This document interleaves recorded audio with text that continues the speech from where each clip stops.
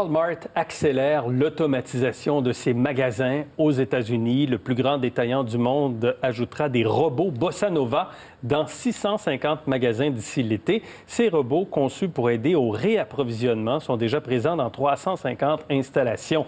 L'avenir du commerce de détail passe-t-il par la robotisation?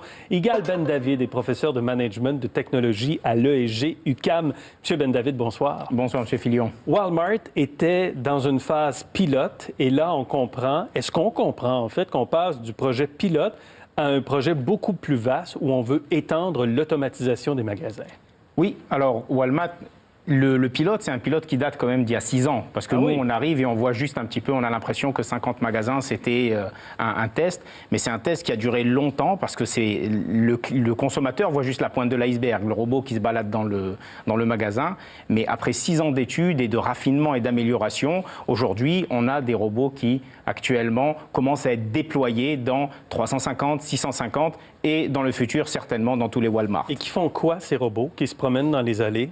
Alors là, on voit l'arrière, enfin dans le... Absolument. Parce qu'en fait, il y en a devant et derrière. Hein. Dans les entrepôts, il y a des robots qui palettisent, dépalettisent, préparent, entreposent, font la cueillette. Et ceux-là qu'on voit ici, donc les robots de Bossa Nova, eux, c'est des robots qui se baladent dans les étagères et qui scannent tout ce qu'ils voient ici pour regarder le out of stock, donc les produits manquants, les produits mal placés, les clients qui prennent un produit qu'ils déposent ailleurs, les mauvais étiquetages. Donc, qui font un travail de repérage et surtout une collecte de données qui va servir à des analyses en arrière. Et c'est là qu'il y a de la valeur.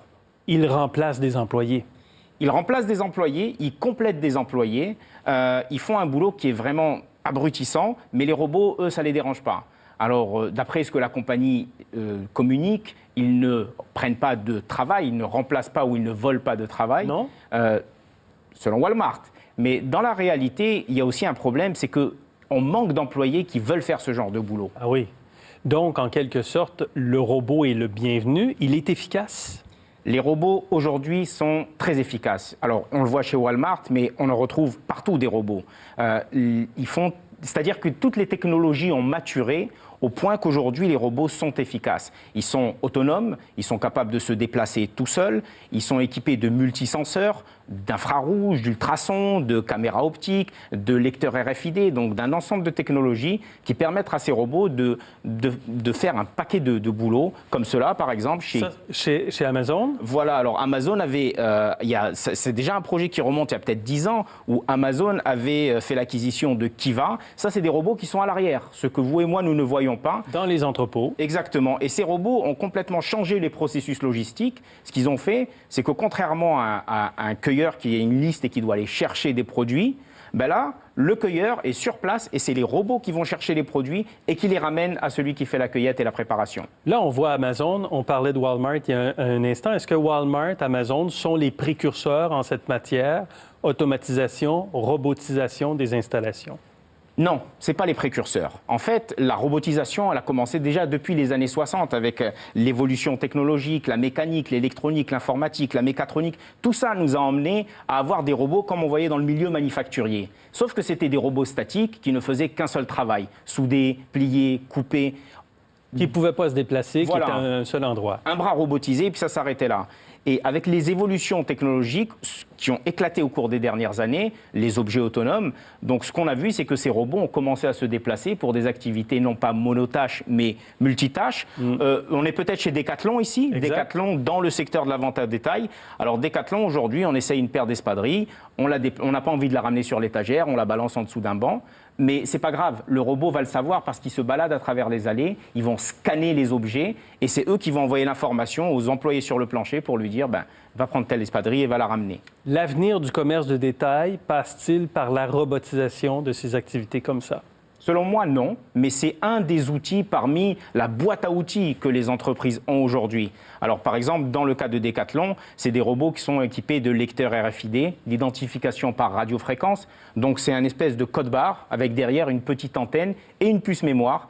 La différence entre le code barre et les RFID, le code barre, j'en lis un à la fois et j'ai besoin d'être en face du code, alors que les tags RFID, qui équipent tous les habits, les chaussures aujourd'hui, je peux en lire des centaines à la fois. Et ça, c'est en train de révolutionner le secteur de la vente au détail qui est un grand consommateur de ce genre de technologie. Je peux avoir des robots qui se baladent sur le plancher, Je peux avoir des employés avec un lecteur portable qui balaye, Oui. qui font le travail du robot. Je peux avoir un lecteur au plafond qui géolocalise en temps réel. De multiples options. Je répète la question du début. Qu'est-ce qui se passe avec les employés?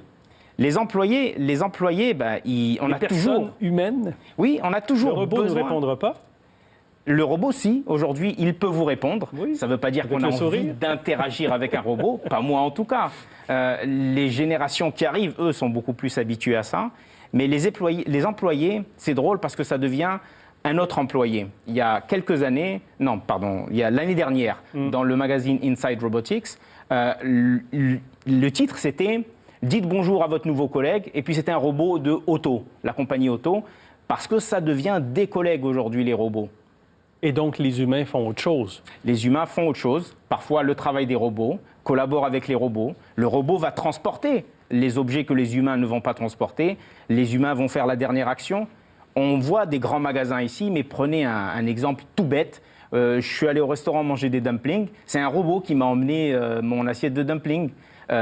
C'est un robot monotage, très simple, unidirectionnel, qui coûte pas très cher. Mais voilà, donc on le retrouve C'était bon? partout. C'était bon? C'était bon. OK, Yigal Ben David, merci beaucoup. Ça Merci, fait plaisir. Très intéressant.